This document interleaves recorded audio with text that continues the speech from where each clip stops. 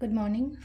Ngasigi Numaiji numit ko Numaiji numit ki card ki message apete minera se Numaiji numit ahambada number ko Numaiji ki se 156 lede aduga color da na pink color gumba kai gumba tumai sinabi be ko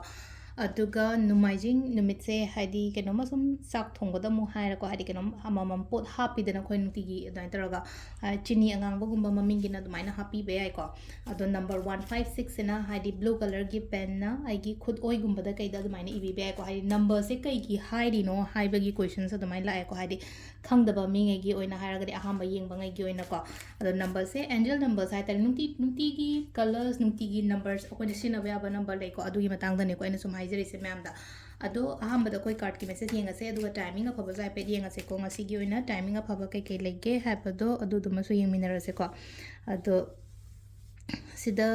keno tawriba ma'am se dei ko ID card hum khatang lo thu ase ko card number 1 card number 2 and card number 3 ko ahamba card ani shuba card ahum suba card ko ahamba khansira ani shuba khansira natraga ahum suba khansira ma khanbira se ko ahamba khanba ngai yenga se ko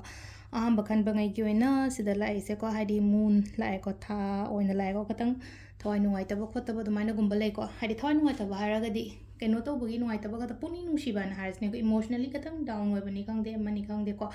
wahai macha mami na haira ko matam da ingon da katang feel to bo ko pa mai to lei bodu du oina oi ko sida hai do poswe ngam da pa ma ka sum tawri ba mayam cha tara ko hai sira hai ro sira hai kana da bu hai do noi thanda manung da nungai ta da na lei bo khot pa mai na katang khara lei ko sigi se thado hai di keno to hangano khanjal laga lei be mo ta ko release to hon ba hi ba tamma ga di ko yamna phagani ko sije ko haidi khoi na keno ma nungai tam emotions hairs na ko emotionally se haidi balance to hon ma tra control to hon ba mayam darkar roina ko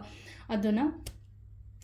swaina nungai taba lakpa matamda just meditations gumba tawra kholaga release to honbani khangde aina thajaba yaba mi amada wari shabani khangde mani khangde tamani gumba tawbiba ko sisina kogi number 1 khanbangai ki oina lere ko number 2 ko number 2 sina amuk lai se ta nushina na leiba oina oi ko haidi imung manung phajana nushina na leiba dagi haidi agi surrounding ga phajana loina ba ko pa mai tora lei aduga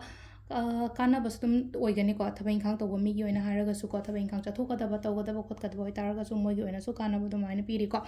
aduga ahum suba sin aina khaliba aina ningi ba poche ngasi se phango haiba gi dumai na khara leiri ko adudana wakan nungai na thabak to bu yo ngasi se hai tara ko aina pamba khot pa leraga di agi wish to fulfill oyo haina lai ko number 3 kan bangai gi oina haraga di ko timing sina yu ki pung taru ka minute 13 deina 13 ga minute 3 phawm lere ko adagi 12 ga minute 19 deina pung 2 ga minute 4 phawm lere adagi amu pung 5 ga minute 10 dagina 8 ga minute 19 phawm lere ko adagi amu 12 ga minute 13 deina pung 2 ga minute 5 phawm lere ko sisina nungdang atheng bagi ni ko ado nongalam dai gina 3 ga minute 13 deina nongalam dai gi 5 ga minute 3 phawm lere ko sisina khoi gi ngasi gi oina afaba timing ko ado sida lere ko gi daily card message ko ma'am thank you